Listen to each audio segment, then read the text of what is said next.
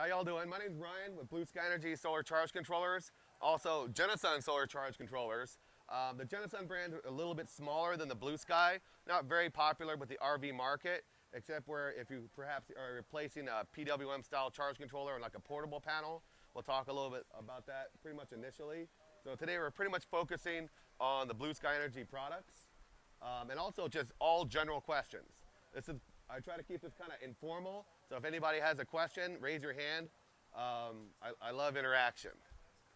Basically, you always want to start off and describing the two different kinds of charge controllers out there in the market today. You've got PWM style charge controllers, which stands for pulse width modulation, and you've got MPPT, maximum power point tracking. Now to put it simply, your average 12 volt solar panel, right? I'll use a lot of air quotations on this because I'd always rather you guys reference the actual specifications than going with general categories, because they can get a little confusing out there, even for me. So I always refer to the specifications. But talking about your general 36 cell 12 volt panel, it has an output voltage of around 18 volts under load. Now sun angle, partial shading, stuff like that can affect that voltage, but not by a large mean, not by huge amounts. Now a PWM style charge controller, while in bulk mode, when you're trying to raise the battery's voltage, giving everything you got, providing constant current, a PWM style charge controller basically connects the solar panel directly to the battery. Now when you do that, you're forcing your solar panel, which has a potential output of 18 volts, to operate at your battery's voltage. Let's say 12 and a half, whatever your battery voltage is at the time. So you're losing all that power between 12 and a half and 18. What an MPPT charge controller does is it operates your panel at its optimum voltage, and then it does a buck type energy conversion. It's lowering the voltage, but at the same time increasing the current. So you harvest all the power available from your solar panel. Now as you get to the higher voltage panels or higher wattage panels, and they kind of correspond between the two, the higher the wattage, seems like right around 200 is the threshold, then you start getting even higher output voltages from your panel. You're maybe like 30 volts or maybe like 37 volts for what you would call the 72 cell 24 volt panel, right? That's where you get confused. How come a 12 volt panel is 18 volts out and a 24 volt panel has 36 volts out? I didn't invent the rules, right? Just the way it is. So especially as you get into these higher voltage panels, it's really necessary to have a maximum power point tracking charge controller. You guys spend a lot of money on your system, a lot of money on your panels, a lot of money on your batteries. No sense handicapping yourself, you know, with limited output. Any questions? Awesome, pretty easy to understand, right? Now, most of our charge controllers are MPPT. We do sell one that's a PWM, a little bit of a price point. Some people like it, and if you have a smaller system and you're just topping it off, that does it just fine. One thing about our charge controllers is we don't, as far as our charge profile, and I'll talk about the different stages of the charging in a moment, but all of our charge parameters are settable. They're all programmable. Some charge controllers will say, oh, this is my lead acid setting. Oh, this is my lithium setting. This is my flooded setting, right? It's my AGM setting, and they just pick a general setting for it. Now, if you look at different manufacturers' recommendations of charge voltages, they vary quite a bit, even amongst the same battery type. A Trojan T105 wants a different voltage than a Deca. You know, a Lifeline AGM wants a different voltage than a Full River AGM, drastically. And as far as the lithium charge profile, everybody's got their own opinion on how to do it, right? And that's just the truth. You know, some I agree with, some I don't agree with, you know, and I'll talk a little about like lithium charge profiles and some of the pros and the cons about it. In the end, you know, you're always welcome to defer to your manufacturer's recommendations, or you can read a ton of articles and come up with your own opinion, because truth be told, everybody's out there, and I'm even continually learning on, you know, how to charge it and stuff like that, and what the popular opinion is. And so leaving that aside, generally speaking, you have three different charge modes, right? You have your bulk mode. Now when we talk about bulk as a mode. You're in bulk mode. A lot of battery data sheets will talk about bulk as a voltage. You know, for example, if you look at the Trojan specs, it'll say float voltage, bulk voltage, right? We don't use bulk, we use bulk as a mode and not as a voltage set point, just to let you know it's out there. Now the first stage of charging is called the absorption phase. Now just to let you guys know, it used to be called the constant, then it was called acceptance, now it's called absorption, right? It's a little bit like an AA meeting. But if you guys ever hear about like, oh, I'm in acceptance mode, or I'm in I'm in absorption mode. Those are interchangeable terms. Now, talking about lead acid batteries, because we'll get a little bit to lithium in a little bit, right? But talking about lead acid batteries, it's really important to get to that absorption phase in order to properly desulfate your batteries, right? As he was talking about earlier, the sulfation that grows in the plates. Now, to put simply, when you discharge a battery, like a coral reef grows on those lead plates. That's your sulfation, right? And if you charge a battery, the coral reef turns back into acid. It's called soft sulfation. It's totally normal. But the longer that coral reef, that sulfation, lives on those plates, the harder it is to turn back into acid. And that's where you get into never discharge your battery beyond a certain point, right? Because the bigger that coral reef is, the harder it is to turn to acid. You also have the expression, don't leave a battery discharged for a long period of time. The longer that coral reef lives there, the more it crystallizes, the harder it is to turn back into acid. Now, different batteries like different voltages for this proper desulfation. Generally speaking, AGMs tend to be on the lower side, and flooded batteries tend to be the higher. Trojan T105 recommends 14.8. Lifeline AGM recommends 14.3. So it's all over the map. So once you maintain the absorption voltage, right, now standalone, a charge controller usually bases that on time. So if your batteries are fully charged, it might need 2 minutes in absorption. If your batteries have been discharged for a long time, it might need 4 hours in the absorption phase. As an industry standard, standalone, usually controllers are programmed for about 2 hours of maintaining the absorption voltage. Of course, you can change all these settings on our charge controllers depending on what your usage is. The other way to maintain that voltage or base that transition to the lower float voltage, which will be about 13-ish, depending on what type of battery you have, is to base that on the net current reaching the battery. Now your resting voltage of your lead acid battery, it's probably going to be about 12.5, 12.7 if it's pretty new. So if you're maintaining that battery at 14.4, let's say for example, that's always going to take some power to make that happen, right? You're not down here, you're up here. So it's always going to take some amount of power to keep that battery at that higher voltage. And that's okay, right? But at some point, that amount of power becomes redundant. You're just wasting your time because you're just providing power to keep it at that higher voltage. And so the other way to make that transition happen is to base it on the net current reaching the battery. In order to do that, you install a current shunt, and I have one up here. You install a current shunt between your battery, bank, and everything else. So between all loads, charge sources, your ground, that all connects to one side of the shunt. We term it the load side, but that's just a term. And then just your batteries are connected to the battery side of the shunt. So a lot of times when I do product support, I'll say, okay, put your finger on every negative post of every battery.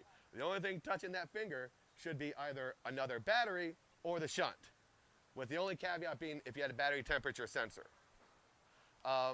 Different batteries like different transition set points. Lifeline specifies 0.5 amps per 100 amp hours of capacity.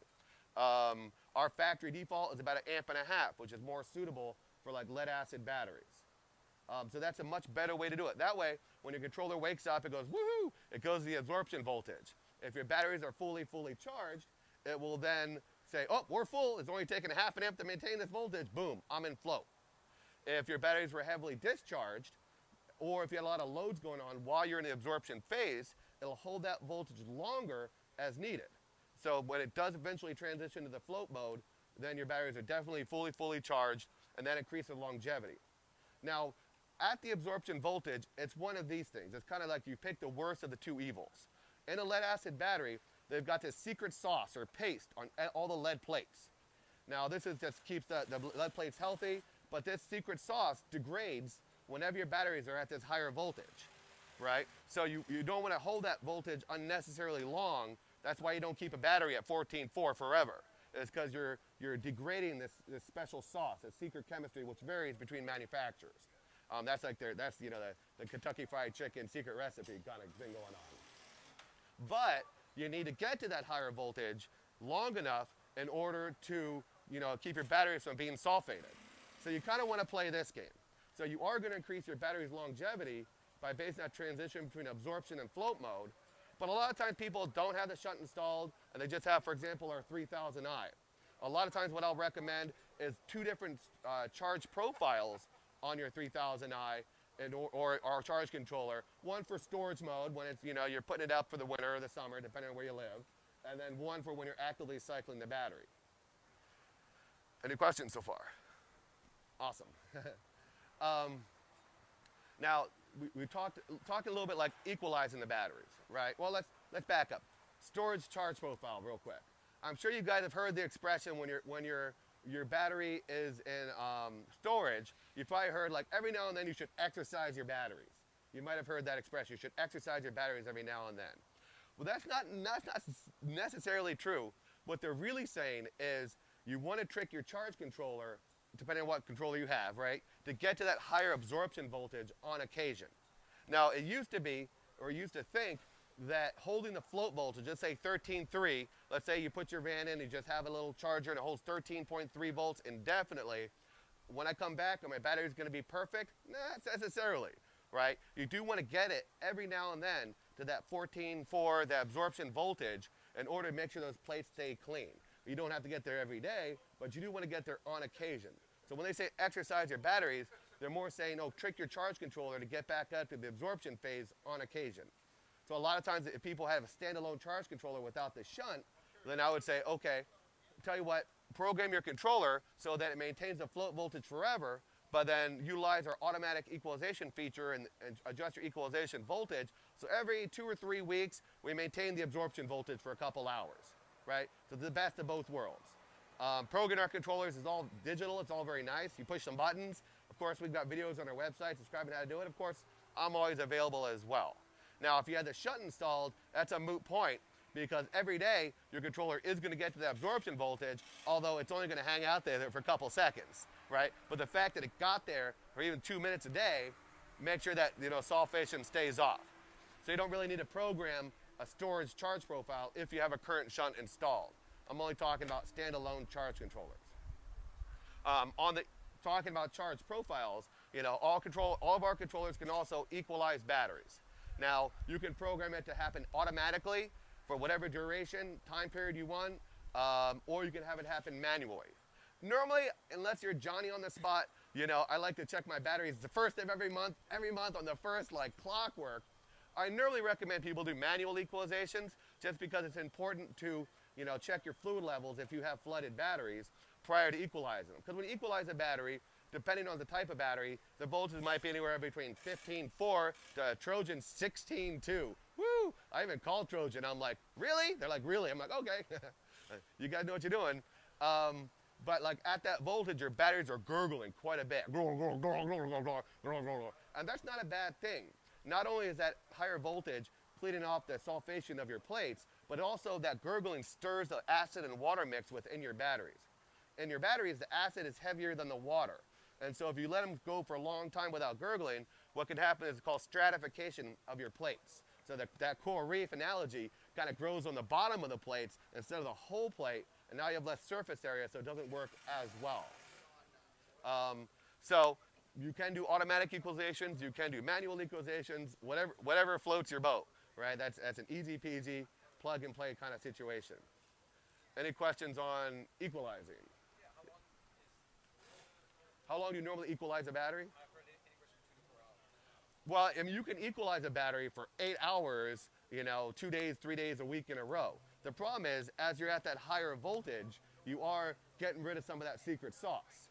And so you're playing this game again. As a rule of thumb, an industry standard, if you're a full-time boondocker and you're cycling your batteries every day, they say about 2 hours every month is a good time period. Now, if you're in storage mode, and you're a weekend warrior, I would do it probably quarterly for a couple hours. But, even Bill will tell you, people sometimes come in here and they have, they have one bad battery and they have a whole set.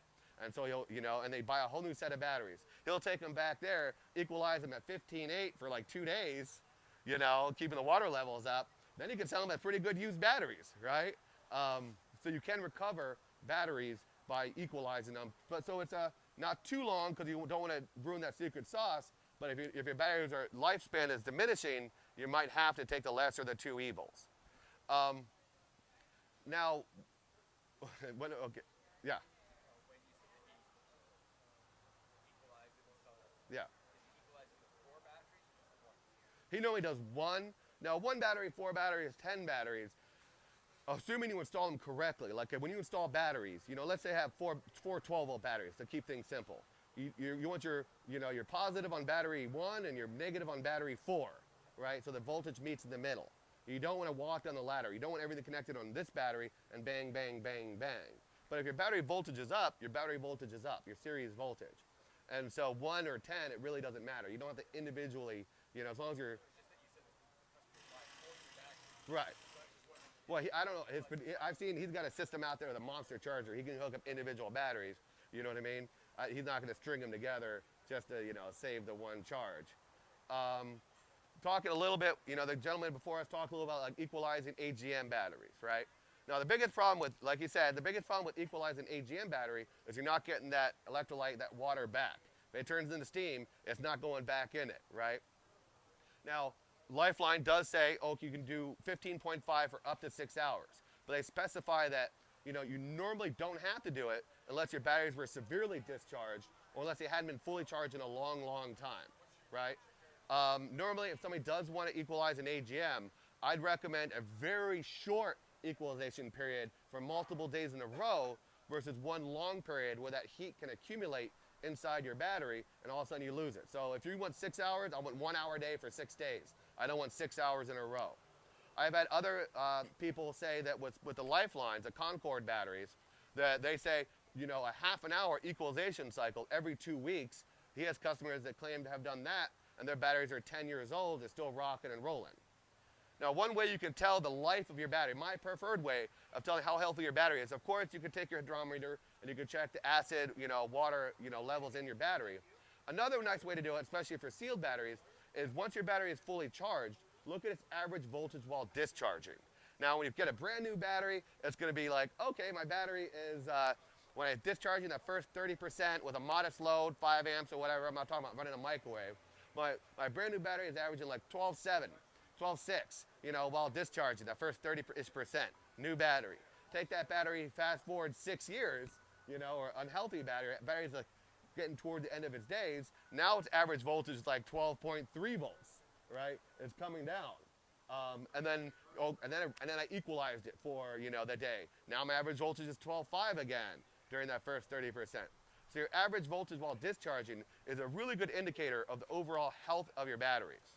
I've camped out here with you guys, after the shows and whatever. And the guy's like, man, I'm at 12.2 all day. I don't care. All night I'm at 12.2, but it's hanging out there. It's staying at 12.2. It's not plummeting. And so his batteries are on the very tail end of their lifespan.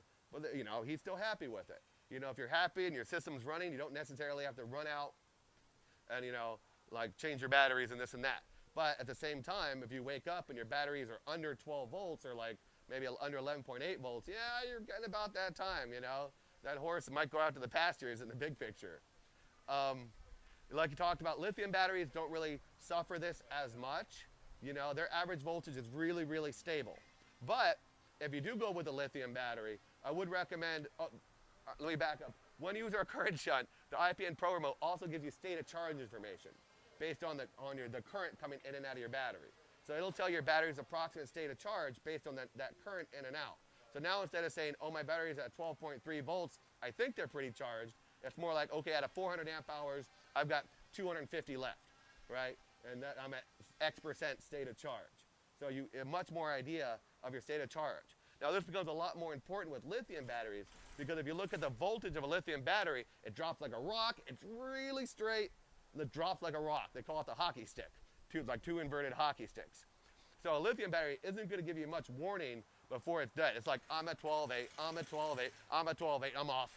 It doesn't, unlike a lead acid battery, you can't say, oh, I'm down to 12.2, I should run the generator. It's really not going to give you any heads up, a little bit of heads up. Can that be modified with BMS? No, that's just a lithiums in general. Lithiums in general have a very, can you have the BMS modify that drop off? Compared to an electric drill. Yeah, exactly, like an electric drill. If you had an electric drill, it's going to run great, and then it's done. That's my, thank you, Bill. Because my 18-year-old lithium-ion electric drill Yeah. still performs 100%. But it does that run, dead. Now, I just bought an e-bike that also has lithium batteries. And right off the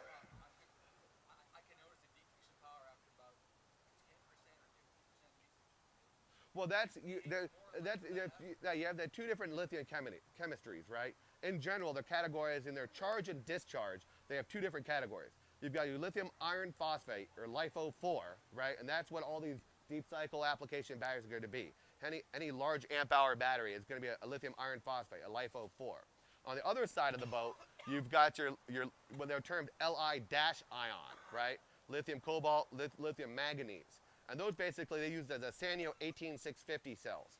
And then there's a different, more exotic chemistries about them, but their discharge curve is more analog. It's more like digga digga digga digga digga. Not completely. It's more like not, but it's Gotta get that great battery profile in my keyboard.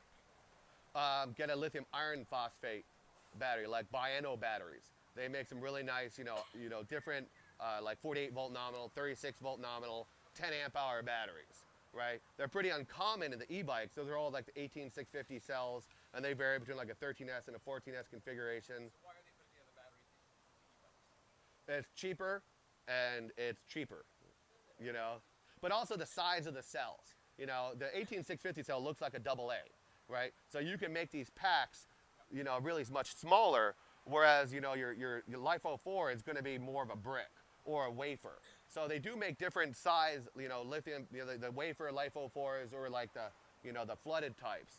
But it's pretty much a cost thing, is what it really comes down to. What I don't understand is why they're putting a good battery into a drill. Well, it's not a bad, well, and the drill is Li-ion. That's a lithium polymer, or an 18650. Your drill's the same way. It's just your drill's BMS might just have a cutoff. That's normally the way it works. Like the battery management system in a lithium battery, the major dangers of lithium, not dangers, like if you just had a cell with nothing on it, right? So you're like not talking about a complete unit, but you want to just talk about a raw cell.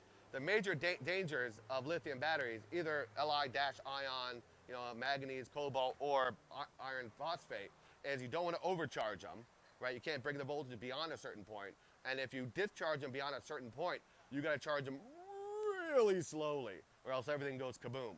So that's why all the BMSs will make sure they don't get discharged beyond a certain point. After it's cut off voltage, bang. And the same thing on the charge voltage. If you try to overcharge one of these batteries, it's going to cut it off as a safety factor. And then the BMS also plays more important roles, like they monitor the temperature of each cell, because you can have something called Coulombic runaway. So if a cell goes bad, its temperature is going to go up and its voltage is going to spike much faster than all its buddies. And then they also talk about like balancing a lithium battery. Prior to this job, I built like 1,000 batteries for the earthquake sensors up in Alaska, owner of the same company. Genasun used to make some really high-tech Genasun, lithium batteries. Kind of steered away from that market, focusing more on charge controllers, but I made a bunch. And in the process, we tested all these. So we discharge them, and then we charge them back up. And a lot of them would be like, all 4 cells are like, nice. And every now and then, these would be nice, and this guy goes, whack. Now, if this guy's way up here and these are here, your series voltage is going to be the same, right? You're still going to be at 14.2, 14.4 volts, but your cells are hugely imbalanced. So a BMS, when you maintain that top voltage, they do what's called top balancing. So it's going to drain this cell, charge this cell. Obviously, if your cells are completely askew, that's not ideal. But in general, unlike a lead-acid battery, those voltages of those cells aren't going to hit the top at exactly the same point. How long should I keep a balancing charge in my lithium battery? Different manufacturers say different things. I've heard as little as 12 minutes, and Battleborn recommends 1 hour per battery. Don't quite understand that, but that's, I'm not going to argue with Battleborn. Is it possible for the BMS to isolate and disengage an individual cell? During the balancing period, that's kind of what they do. Let's say it has catastrophic failure with one cell. Can it utilize the rest of the 99% of the battery?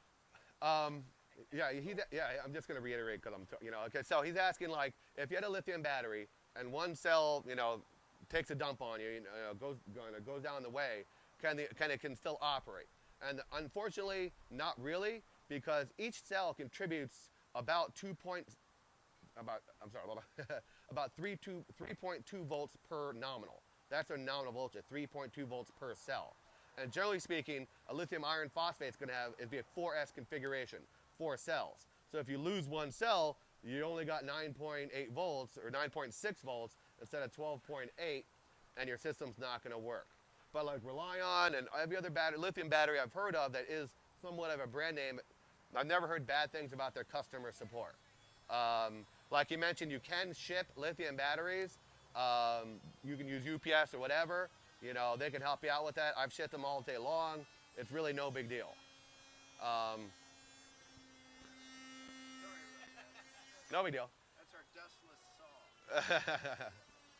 saw. Any questions on that so far? Okay, great. Another thing I always highly recommend is a battery temperature sensor, right? Now batteries, lead acid batteries, want to be charged at slightly higher or slightly lower voltages depending on how hot or cold they are, right? The hotter the battery, the lower the voltage they want, and vice versa. Now a battery temperature sensor doesn't cost much, $30-ish, right? But once you install it, it's plug and play. You forget about it. And that's one of those things that's going to greatly contribute to your batteries lasting longer, right? Your battery's going to last a whole lot longer with a little bit of an investment with a battery temperature sensor. It also changes the charging rate. What does it do on a lithium battery? On a lithium battery, you don't want a temperature sensor, right? You don't. Now, lithium batteries, you don't provide temperature compensation, right? The only caveat on lithium batteries is you never want to charge them when they're below freezing. When they're 0 degrees or below, you never want to charge them. That's a lithium iron phosphate chemistry thing. But you can use it. It depends on the BMS. You would hope the BMS wouldn't allow it, right? I'm not going to speak for all BMSs. Not all BMSs are created equally, you know? Now, if you're in an environment that your batteries are getting super cold, they do make battery blankets, which is the way a lot of people will do it. So what they do is they have the little blanket, and it says, okay, if my battery is under 0 C, pour a little current in the battery and get it above before I start charging. You also don't want to charge a frozen lead acid battery, right? But at the same time, the freezing point of a lead acid battery, if it's fully charged, is much higher, or much lower, I should say, because there's more acid than water. So if you have a fully discharged lead acid battery, it's going to try to freeze rock solid, you know, just below 0 C, whereas if you have a fully charged lead acid battery, not so much. So I don't know, like if you guys, I mean, I'm sure a lot of people have parked their car in the winter in like Minnesota or something, right? And it got below freezing, but nobody's battery, generally speaking, exploded on them or frozen up. That's because, generally speaking, you know, a car battery, a starting battery, is going to be maintained fully charged. And so it doesn't suffer that below freezing, you know, set point.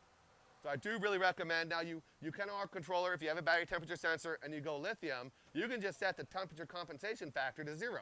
You don't have to throw away your battery temperature sensor. You can still keep it on there and see what your battery temperature sensor is. But we want to change that compensation factor down to 0 so that it doesn't actually affect the charge profile of the battery. What were the batteries that Boeing was using that smoked and caught on fire or whatever? I mean, I don't know. You know, it's not a lithium iron phosphate. It's probably the lithium cobalt, lithium magnesium, lithium polymer technology. Because you can put manganese, I mean not magnesium, manganese. Because you could take one of the lithium LiFeO4 cells, throw it in a campfire, not going to catch on fire, right? It's just a really safe technology. So that's one of those things. That's why they're allowed to ship and everything like that. But all the e-bikes and those little scooter fires and stuff like that, those are the 18650 cells. And that's normally because if you put together these packs, you know, there's a lot more batteries in it. Unlike it's a 4S configuration, when you get these larger packs like a 48 volt nominal pack is going to have 13 to 14 cells in it. And then they'll have what's called like a 1S 2P. So now you have 1S, 13 cells, 2P, two of those banks in parallel. So now you've got like 26, 27 different items that can go wrong. Also, that's a total of like 34 different connections that can go wrong on either side of it.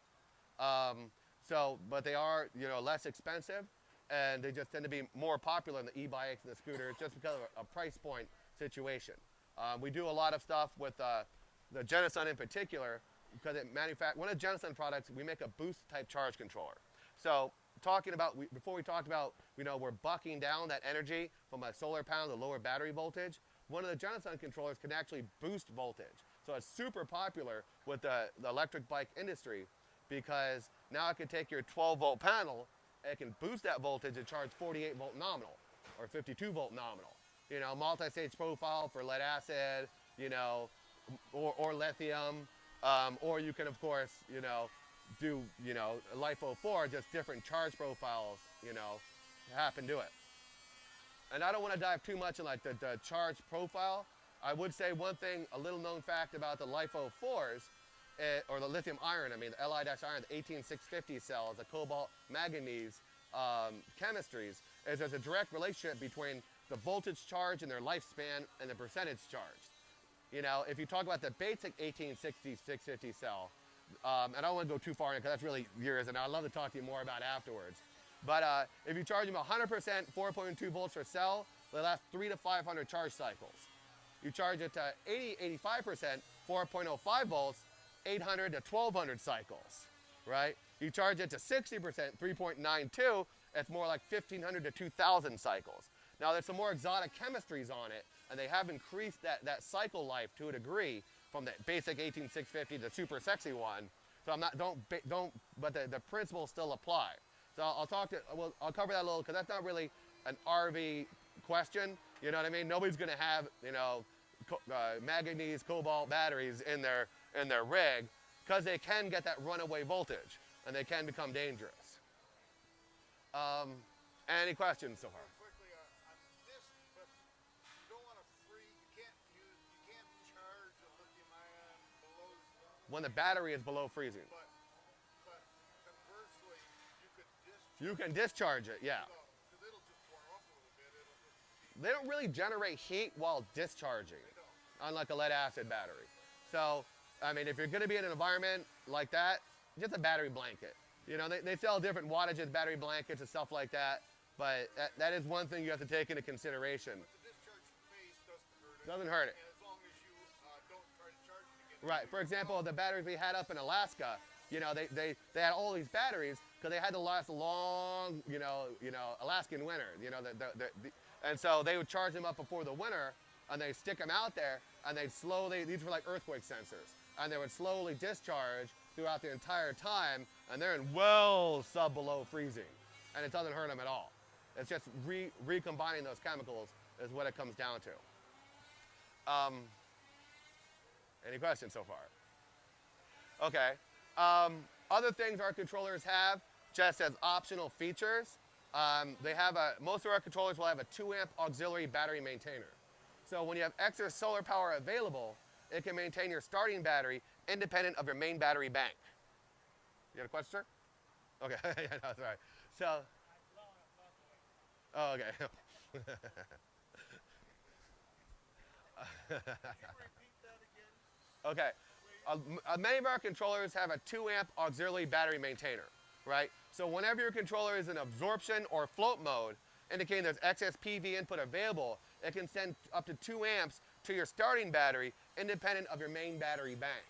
And that way, if you're in storage mode, or at other situations where people had they play their radio off their car receiver, we know they're sitting out there, and every time they go in to start their car, it ends up being dead, because even though their solar is charging their main battery bank, their starting battery is running their radio. But it'll keep it topped off and fully maintained. And that's really as simple as just connecting a wire from here to here, right? With a 20 amp fuse in the middle, like a 14 gauge wire to keep the voltage drop to a minimum. Another feature our controllers have, which aren't as popular in the RV community, but they're there, our controllers have what's called a 20 amp low voltage disconnect, or an LVD, which would allow up to 20 amps to be available unless your battery voltage got too low, then it disconnect that current, and then once your batteries got charged up again. Now we can increase that to 70 amps or 150, for small amounts of time. We do sell our CBM, a current booster module, which basically acts like a solid state switch. It's a big relay. So we can increase that capability. I've had people, for example, run fans in their rig and set the voltages so, because everything's programmable. So a lot of times I'll have people, have like fans in their rig in storage mode, and they'll say, okay, when the battery is above, 13 and a half, turn on the fans, and when it's below 13, turn off. What that means is those fans are only going to be on when your solar power is active and charging. And now if you covered the van or the panels got snowed over, your resting voltage is going to be below 13, and all of a sudden, your output's not available. That output, that 20 amp LVD output, also can be programmed for dusk to dawn lighting. So we have the capability of saying, okay, when the sun sets, turn on this load for X number of hours. And when the sun rises, turn off the load, or before it rises, have it available, or have it available the whole time. Now, mostly this trick is done with like mariners. When mariners are out on the hook, meaning they're out tied to a buoy or that anchor, and they're on shore, they can have that feature turn on the lights, have that little LED light. They'll have it turn on the lights after the sun sets, mimicking somebody being on board, and then turn on when off. You know, and that's another thing. A trick could apply to a camper. You could have that, you know, a little LED light turn on the camper for a couple hours after, you know, when you're in town, and turn off. And all this is programmable. It's not as popular with the RV community, but it's out there. You know, if you ever had like a security light situation, you wanted to have a light come on outside your garage, you know, no problem. And that output still has that LVD control. So if your loads, you know, your battery voltage drops too low, it turns it off. And all the voltages on-off wires are completely programmable. So you can toy with it any way you want. Yes, ma'am. If you have AGMs in a solar system, and you want to get rid of the AGMs and buy the ion Yeah. lithium, do you have to change the solar controller? You don't have to change the controller, but you got to change the charge profile. So, I mean, the most important, like the charge voltage on a lithium battery is between 14.2 to 14.6, right? Now, which voltage I would recommend really depends on a little bit on the wiring. Like if any lithium battery, you get to 14.2, it's gonna be 98-ish% charged, and that's fine. Now, if your controller is way over here and your battery's way over there, you know, or in any situation of charge, you're gonna have a voltage drop due to the resistance. And so I want the battery voltage to be 14.2. Now, when you charge a lithium battery, unlike a lead acid battery, when the battery voltage gets to 14.2, minus balancing, it's charged, right? So the amount of current needed to maintain that 14.2 on that battery is going to drop like a rock, just fall right off the cliff. The amount of current needed to maintain that voltage, unlike a lead acid battery where like you're putting out 20 amps, 20 amps, 20 amps, you get absorption to 19 amps, 19 amps, 18, 18. You know, you're wrapping up, depending on your depth of discharge, that last 20% state of charge. You're wrapping that up. So that can take a little time. But like a lithium battery, talking about like the volt drop and the balancing time, lithium battery like 20 amps, 20 amps, 20 amps, 14.2, half an amp, you know? And when that charge current drops off like a rock, so does the resistance. And now all of a sudden your battery voltages will become a lot more in balance. But you know, it might be like 14.4 is ideal, you know, so you have 14.2 at the battery, might be 14.3, 14.2 at the battery, might be 14.2, 14.2. Usually when one second, but normally when I recommend the charge voltage for a lithium battery, I'd say 14.4 is a good number, right? And then you can play with it. You can say, as soon as I get to absorption phase, you can check the voltage on your battery. If it's 14.4, 14.4, maybe knock it down a little bit, maybe, because you really want to increase the lifespan of your batteries, your lithium batteries.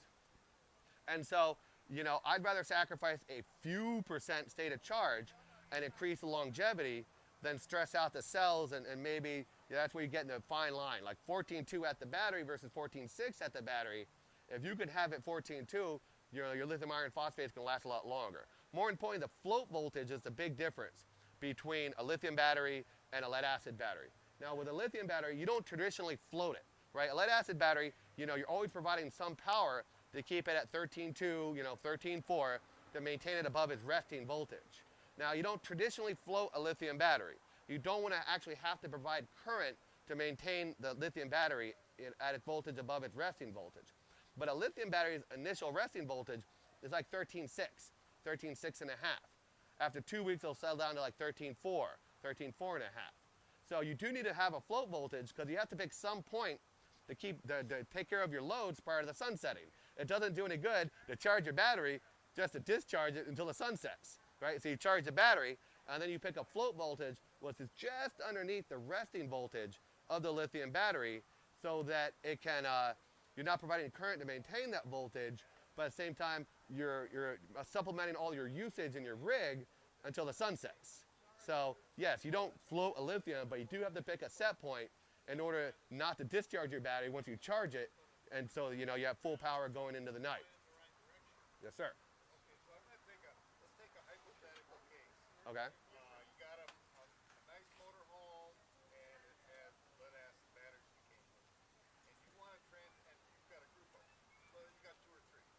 Okay, and you want to transition into lithium ion, but you don't want to throw those nice lead acid batteries that are working fine. So if you have a solar setup and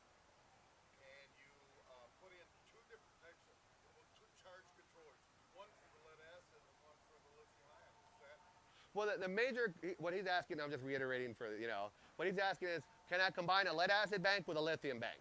Basically, is what you're asking. In general, even with their two different charge controllers, two different charge profiles, can you combine them?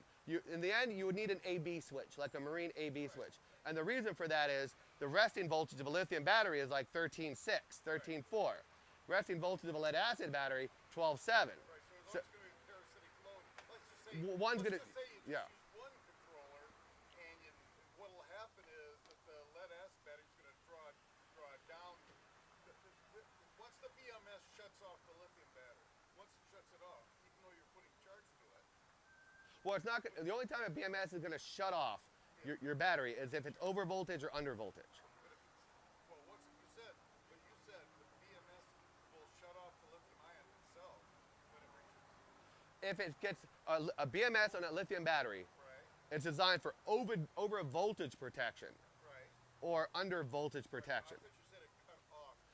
What it does is once you reach that, once a lithium battery achieves its charge voltage, 14.2 to 14.6, then it begins to balance the cells. I mean, it's going to try to discharge this cell to charge this. Now, if you're still pouring current into that battery, the voltage is still going to rise. But you need, it doesn't stop the input, right? It doesn't stop the input to the battery unless your voltage gets too high, like 14.8, right? Now, you can do what you're saying, and you can even there's a lot of translation. Like, for example, a lead acid battery, if you set it to 14.4, 13.6, that's not a horrible charge profile for a lead acid battery. It might be a little high on the float, but it's not horrible. But the biggest problem is once the sun sets, right, and you're done charging, now you've got a nominal voltage of 12.8 and a nominal resting voltage of this. Now your higher resting voltage of a lithium battery is going to charge your lead acid battery. It's going to be discharged into the Lead acid, correct. Do you have a 3000i with you by chance? No, I don't. God, I'm out. Mm. You had the two controllers, you had a battery bank 1, battery bank 2, then you don't really have to throw away perfectly good lead acid batteries. Yeah, you kind of have an AB switch. Now, one thing on the AB switch, one thing I'm going to throw out there is, and this blows up more controllers and electronics than you would think of, is now everybody knows if you don't know what a charge relay is, right? Now, if you're running your rig, and your rig is powering your main battery bank while your engine's running, so your alternator is charging your main battery bank. That's what a charge relay does, right? And that's fine because your average alternator, even with a lithium battery, your average alternator is going to put about 14.2, 14.4 volts. So it's not going to overcharge your lithium. Now the downside of that is if you're going on an 18-hour ride, well, for 18 hours, your lithium battery is going to be held at that 14.4, and generally speaking, that's not the healthiest thing to do with a lithium battery. You don't, just like you don't want to maintain a lead acid battery at the absorption voltage indefinitely, same thing applies for lithium. They do make several smart chargers and smart relays out there, but more importantly, if you go with lithium, I'd make sure you have not a dual sensing ACR, automatic charge relay. Because what can happen is, like for example, the Blue Sea, not Blue Sky, Blue Sea ACR dash, the automatic, the dual sensing. What it does, it says, okay, when the starting battery is above 13 volts, share the power with the main battery. When the main battery is above 13 volts, share the power with your starting battery. And that's fine for lead acid because now, okay, when I have solar in my main battery bank, it'll keep my starting battery topped off, right? But at the same time, if you have lithium with your resting voltage of 13.4, now it's going to discharge your lithium battery, it's trying to start your starting battery. So you can have a charge relay, but you want to make sure what kind you have. You don't want a dual sensing charge relay. You just want it so it operates when it's running. As an example, we're out here in Arizona, that's all well and good, got sun all day. But at night, all you'd actually have to do is just have a flip switch to separate Right, yeah, you could do it manually. I mean, like, yeah, you could do it manually. You could also, like, not. You really don't need to have two different charge controllers. Well, I mean, you can, you don't need to have two different charge controllers. You're quite correct. In your situation, you could isolate it. Shut the lithium off. Yeah, and do one or the other when you're discharging. One thing I would mention, the reason I brought the AB switch up along with the charge relay, and it's really not as applicable here, but I just want to put it out there, is a lot of people, if you have a generator or you have with an AB switch or something like that, right? On a starting battery, a lot of marine applications blow up their electronics because they have their starting battery and their main battery bank, and they have the switch that goes starting battery, main battery. So they start their motor, and then they go, okay, my motor battery started, I'm gonna switch it to the main battery bank, and then everything explodes. The problem is with an alternator, the regulator, it always has to see a voltage to maintain its output, and that microsecond between A and B, the regulator goes unregulated, and it just goes like 120 volts, you know, boom, all your electronics explode. Yeah, I mean, yeah, you can buy alternators with the field interrupt. Like you can make it so it shuts down for that microsecond. But that really isn't as applicable here because everybody here has a starting battery and a main battery bank. But you know, if you had just if they were one and the same, and you're trying to do your trick, make sure you have a field interrupt wire on there. But that's kind of more of a marine thing. That's not really a. It was a marine thing. we were in that mode. Yeah, totally. Any questions so far? Yeah. I've got four 25 amp hour salt car batteries, 40 amp charge controller. What size diffuser should I be using for the battery bank? Generally speaking, you want to overrate it about 10 amps. So if you have a 40 amp charge controller, or 40 amp max output charge controller, you want about a 50 amp fuse. You know. Now it's more important when you get to like DC breakers. Like in general, rigid fuses don't blow at 40. If you have a 40 amp fuse, it's not going to blow at 41, right? But DC breakers, if you have a 40 amp DC breaker and you're running at 40, it can get hot and all of a sudden continually trip on you. Just like any residential panel. Like once you heard it, you're like, darn it, you know, I need a shorter extension cord or a thicker one because you're drawing too much power out of it. So you definitely want to oversize it at about 10 amps. Really, the fuses are there for short circuit protection, right? Now, you could put a 100 amp fuse, right, on your controller. Your battery's got hundreds and hundreds and hundreds of amps available. And if you, for example, let's say, God forbid, you had water damage on your controller or one of your wires crossed out, that short's going to go to the battery. So that the fuse rate and the fuse size isn't super, super important. It's always ideal, you know, we don't want to overdo it. But if you have a 60 amp fuse that calls for 40, who cares, right? Because I'm going to have 300 if something goes wrong. A lot of people also talk about the fusing. Do I need a fuse on my PV input? Do I need a fuse on the input side? Now, of course, I'm not going to get in way of any electrical, you know, suggestions, or everybody's willing to do whatever you want. If you've got a really nice fuse, I'll talk about styles of fuses in a little bit, then it's not going to hurt. But in general, it's not really necessary. That's because it's not very well known, but you can take a solar panel, face it at the sun, tie its output wires together, leave it for a year. Panel don't care, right? Doesn't hurt the panel. You know, if you have a PV input connected to your charge controller and you short those wires, even if there's a fuse, your charge controller is dying, right? It can't protect. The fuse doesn't react fast enough to protect the charge controller if you short the PV input while the controller is energized. We fuse both sides. Yeah, and it doesn't hurt to have a fuse, right? But it's one of those, and like lightning can make a big difference. Like if you get hit by lightning, that fuse is gonna do a lot of good for you. You know what I mean? Well, another reason we do it is because a lot of people, they don't want their solar system to work so they can undo the solar system. But you never want to disconnect the battery Yeah.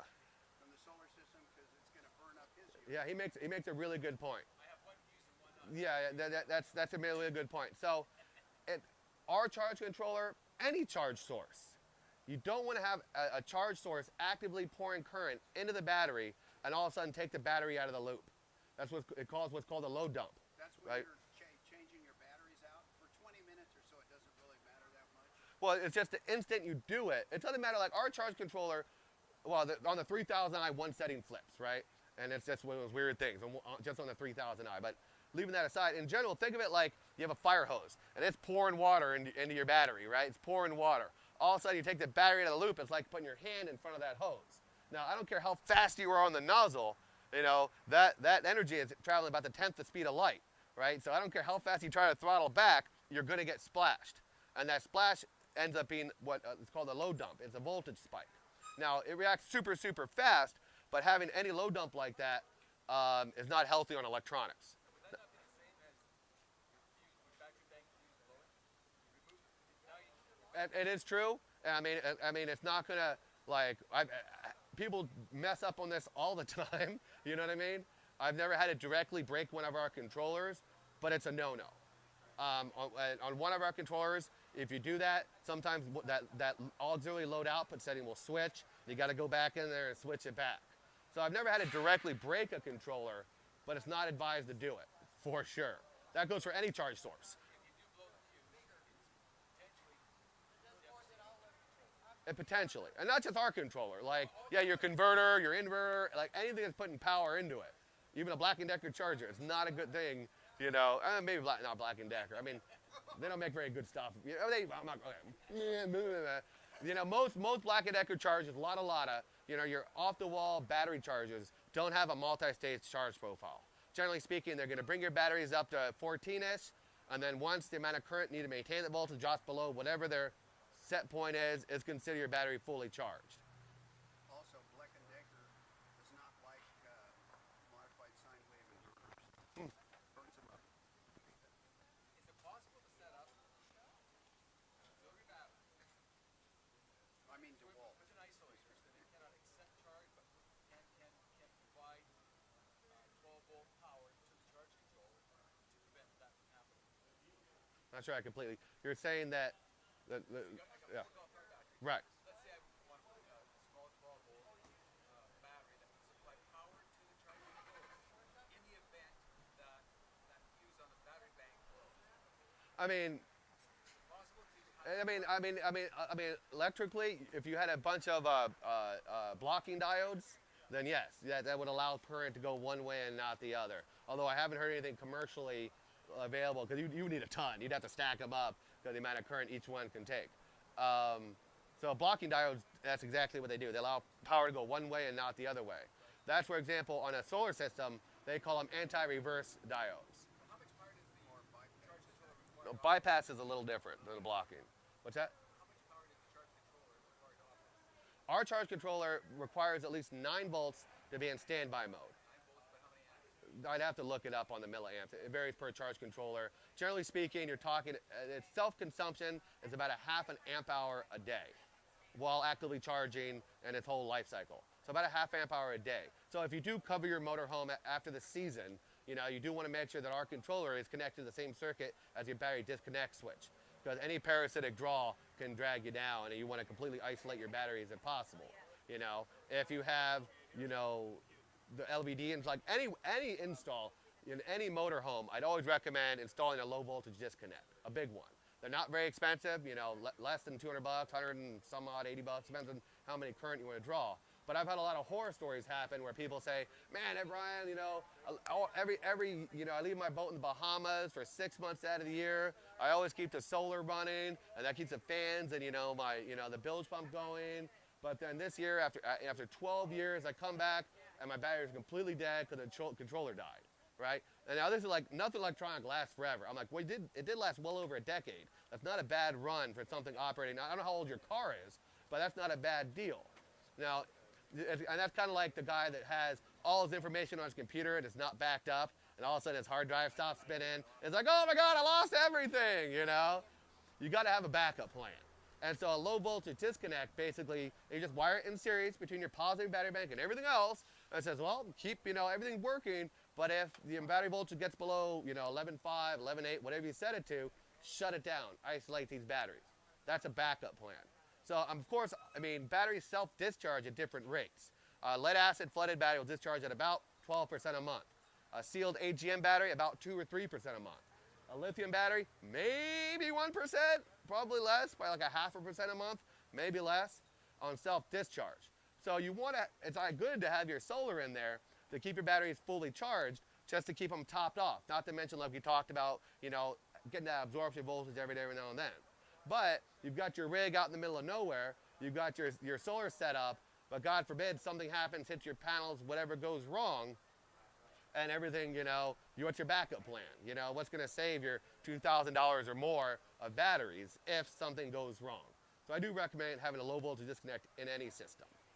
Long-term storage, does it, should you leave your lithium-ion phosphate battery fully charged when you're going to storage, or should it be partially not? The book says you want to leave it partially discharged. Now, and I've heard it from like It varied between, now legally when they ship it, it's got to be 30% state of charge. That's the legal UN 3480 or whatever it is. E-bikes, Right, by the way. right, It's a little teeny bit. right. And that's the same thing, like keeping them fully charged puts a little stress on the cells. But no, as a rule of thumb, I'd say about 30% discharged, 70% charged when storing a lithium battery. Of course, you know, your battery manufacturer. Now, again, if you don't have a battery monitor, how much is that? I don't know. It's hard to say. You know, you could just, you know, run stuff for half the day, but you can leave that half charged. I've got a 30, one of the batteries we made with earthquake sensors, and that was like 5 years ago. It's still sitting in my closet, 30% charged. When I fire the thing up, it'll be brand new. It doesn't hurt to sit discharged, but yeah, you don't want to fully charge a lithium battery, you know, and then store it, ideally speaking. These rely on batteries have indicators showing state of charge. I don't know. I don't know if they have an application. Some lithium batteries have like a Bluetooth app. You can tell a state of charge. Some don't. I'm really not too familiar with Reliant in general to speak toward it.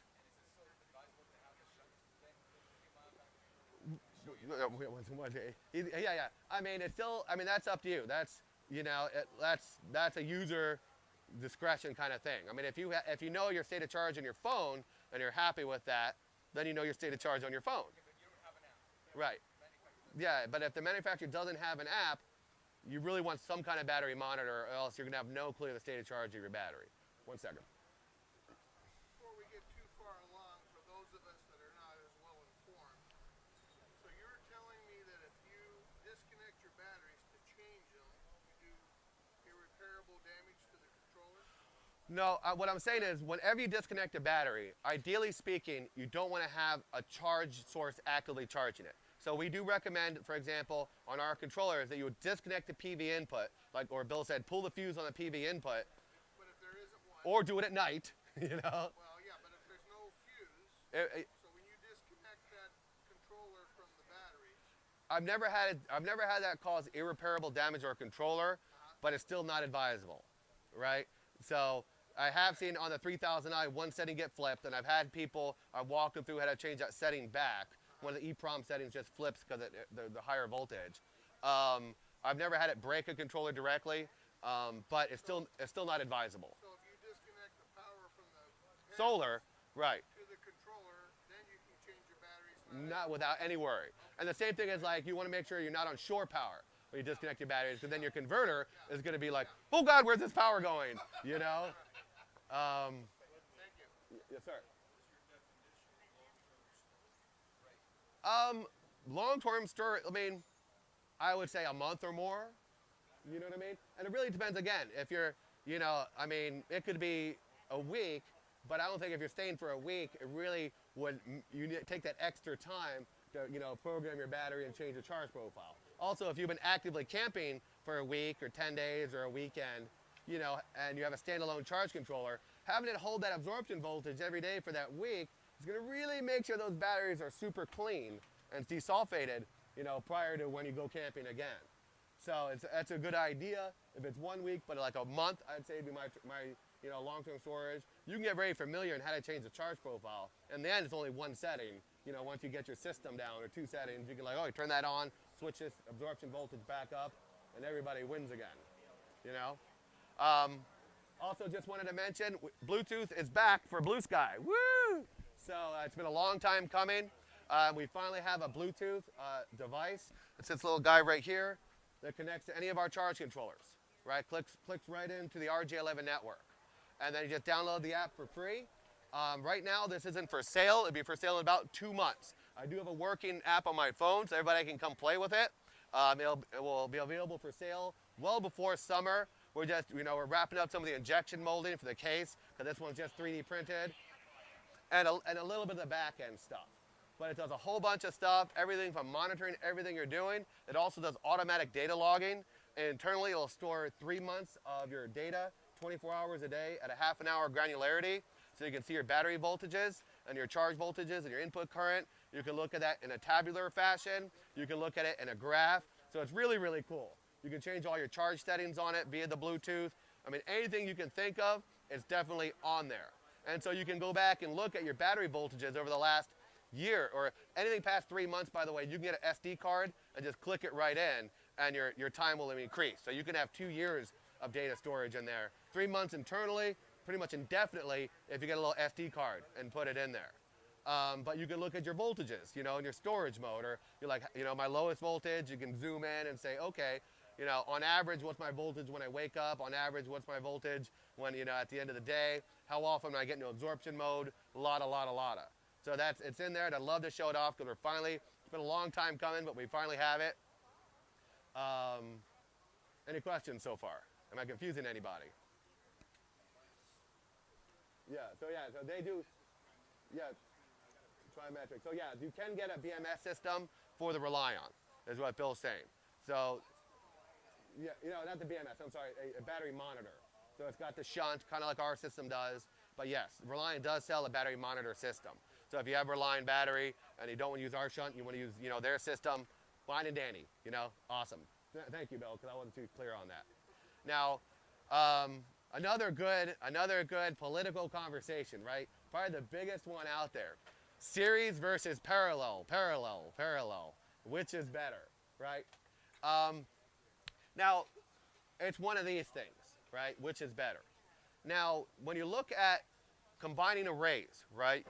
Let's say, when I mean in parallel, I mean all the reds together, all the blacks together. The voltage stays the same, the current increases, right?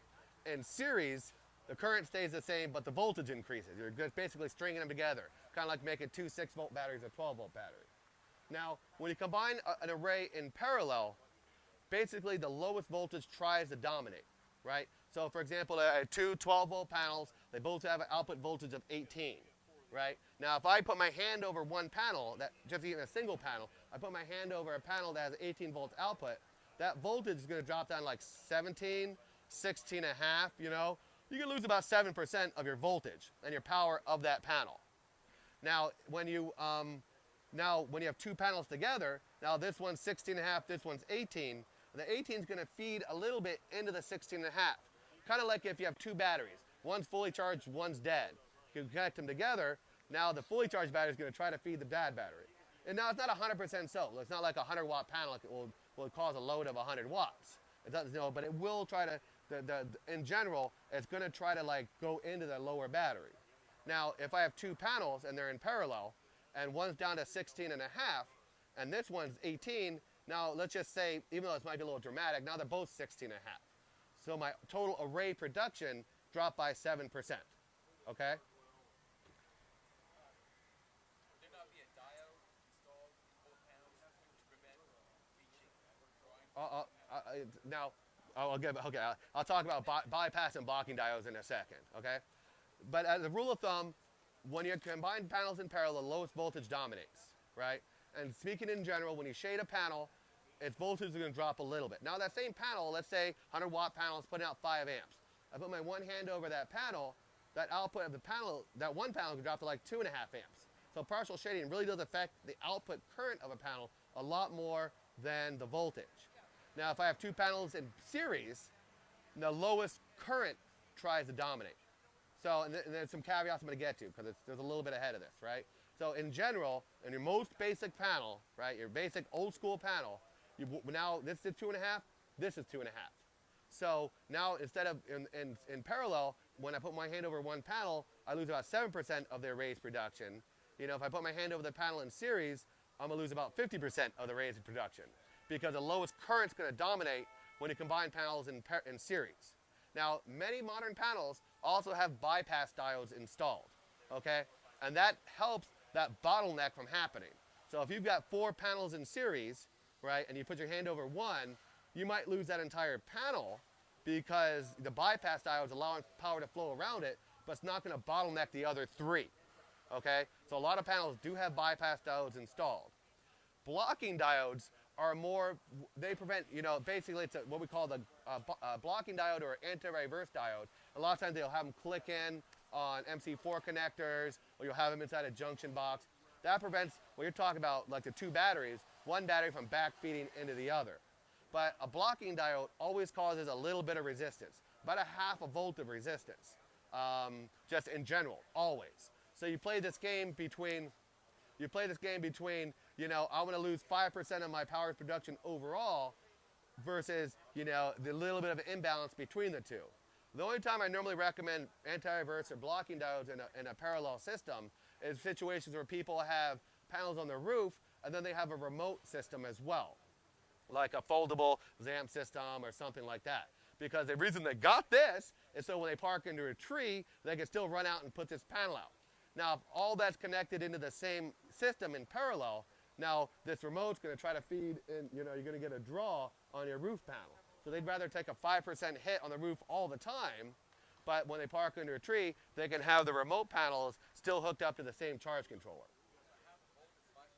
Well, it depends on how many, it depends on, yeah, well, generally speaking, yeah. I mean, you talk about 18, it depends on what size panel, of course. But if you have 18 volts under load and you lose a half a volt, 0.7, maybe it's a little less. But in general, it's about a half a volt. And not all blocking diodes are equal. If you do buy a blocking diode, get the one rated at 20 amp, not 10 amp. Because your overall resistance is going to be a little less while it does the same job. It's only like $2 more. Now, the advantages, people also on the advantages and disadvantages, right? Now you're like, well, why don't we go parallel for everybody? Because it's a little bit better for partial shading. Another reason why a lot of people go with, the series is the argument of, well, in order to charge, the input voltage has to be higher than the battery voltage, right? Just a rule of thumb. Now, that discretion varies between charge controllers. Ours is any higher. If your battery's at 14 and your input's 14.1, we're still charging, right? Different charge controllers, that wiggle room varies, on the input versus the battery voltage. It just has to do with the resistance and the actual design of the charge controller.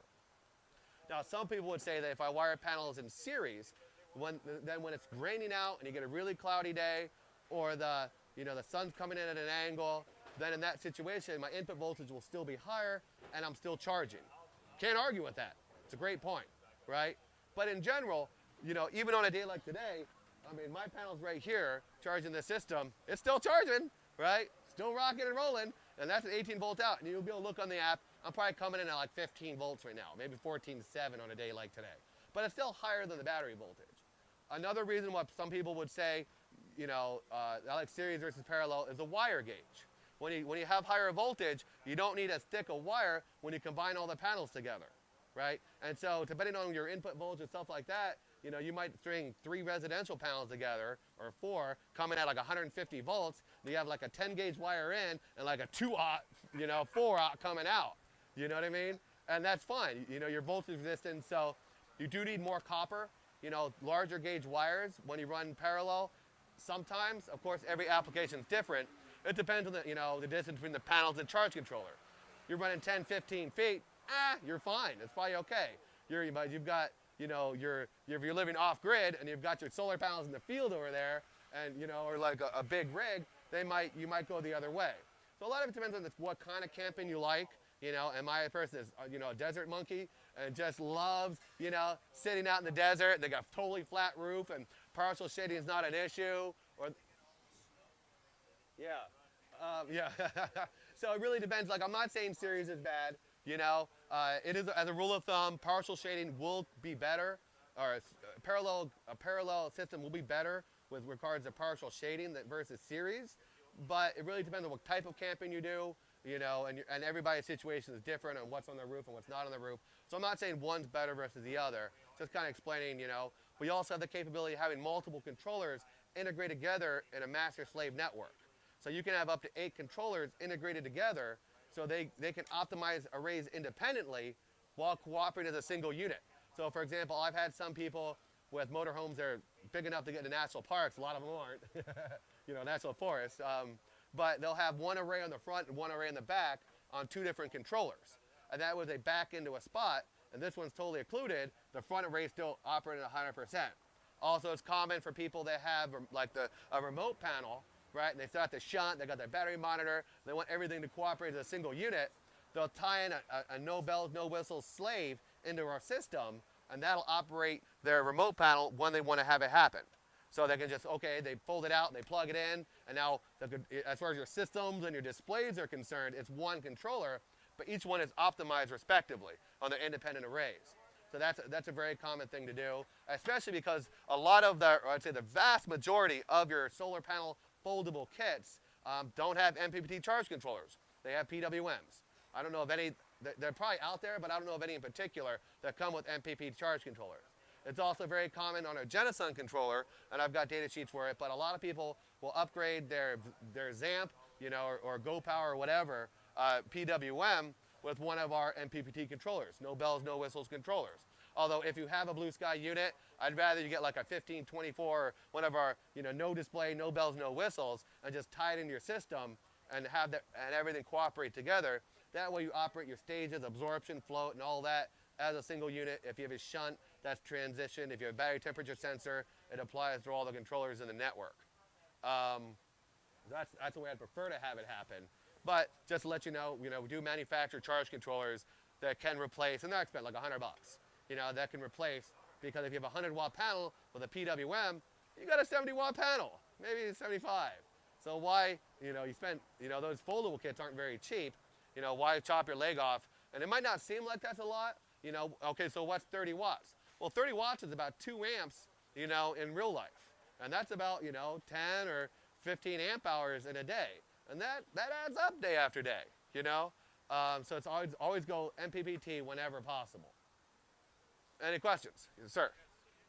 Can you use an MPPT and a PWM? Good question. Can you have multiple charge sources on the same battery bank at the same time? Right? Yes, you definitely can. Now, all charge controllers in general have 2 different modes. They either provide constant current, that's providing your maximum amount of current trying to raise the battery's voltage, or you're providing, CC is termed, right? Or you're providing constant voltage, CV, right? That's where you're providing enough current to maintain a voltage. Now, even your battery's alternator, right? Your car's alternator, when you turn it on, it's providing constant current, bulk mode, until you get to 14 forests, whatever your alternator is. At that point, you're maintaining 14.4. Now, let's say, for example, and I'll wrap it up. So let's say, for example, you've got 20 amps of solar available, right? The controller wakes up, woohoo! It's putting 20 amps into your battery. You get the absorption voltage, a little while later, now it's only taking 5 amps to maintain that absorption voltage, right? You're providing constant voltage, CV, at the absorption set point. Now, even though you have 20 amps of solar available, you're only giving it 5. Now, let's say you turn on a load. Let's say you turn on a 5 amp load. You turn on a load, that voltage is going to try to drop on you. So the controller sees the voltage try to drop, so it increases its output. Now your solar puts out 10 amps, 5 to the battery, 5 to the load. So it's providing enough current to maintain a voltage. Voltage goes up, it turns down its output. Voltage goes down, it turns up its output. Now, if you have multiple charge sources, let's say, our controller set point is 14.4, and let's say your Magnum is floating your batteries at 13.2, right? Our controller wakes up in the morning, woohoo! Now your battery voltage is below 13.2 at this point. So both well, you say you plug in shore power, whatever. So now, since your battery voltage is below our set point and the Magnum's, 13.2, both controllers provide constant current. Both controllers are going to give max output, trying to raise the battery voltage. Now, once your battery voltage got to 13.3, above the Magnum set point, your Magnum's output is going to be 0. Because it's like, I'm going to 13.2. If the voltage is higher than 13.2, I turn down my output. Lower, turn up. So if the voltage is, your actual battery voltage is higher than any set point of your particular controller, its output would drop to 0. And our controller is continually going to try to go up to 14.4. Or vice versa. Let's say our controller is maintaining float voltage of 13.2, and you turn on the equalize function of your converter, right? Our controller is going to have max output. You get to 13.2. Once your voltage gets above 13.2, our output drops to 0. Because it's just trying to provide enough current to maintain a voltage. So when we say multiple charge sources, the highest voltage wins. Well, whoever's trying to get the highest, that's going to be the target of that particular controller. You may not have enough juice to get there. If your batteries are heavily sulfated or they need more power, it's going to try to get there though, because it's going to reach to that set point. It's going to reach to the higher goal. So if your PWM is shooting for this and your MPD is shooting for this, each controller is just going to stop at that high point that it's particularly set to, depending on its charge mode and phase.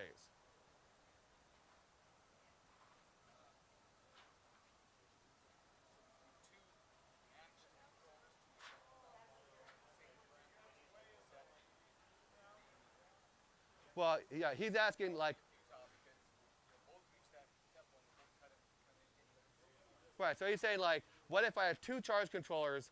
Well, let's say, what's the benefit of having two controllers configured together in a master-slave network versus having two controllers have the exact same charge profile programmed into it? For the most part, they're going to cooperate exactly the same. Although the caveat of that is the wiring between those controllers and the battery might be a little different. So you might have this controller might have 10 gauge wire, this controller might have 8 gauge wire. And due to the resistance of the wire and the voltage drop, this one might observe a slightly higher voltage as compared to this one. And so they may make that transition at slightly different times. But if you had like big honking wires to a terminal block and all the resistance was identical, then in theory, yeah, they'd all transition exact the same time. What I was thinking was, what are they connected to panels in series or something? Well, if the input wattage is he's asking like, I'm not sure exactly, but if your input wattage is the same, series or parallel, and you have a good MPPT charge controller, then your input to the controller is going to be the same. Like if you have two panels in parallel, perfect conditions, and you have two panels in series, perfect conditions, you're going to have the same number of watts at your charge controller.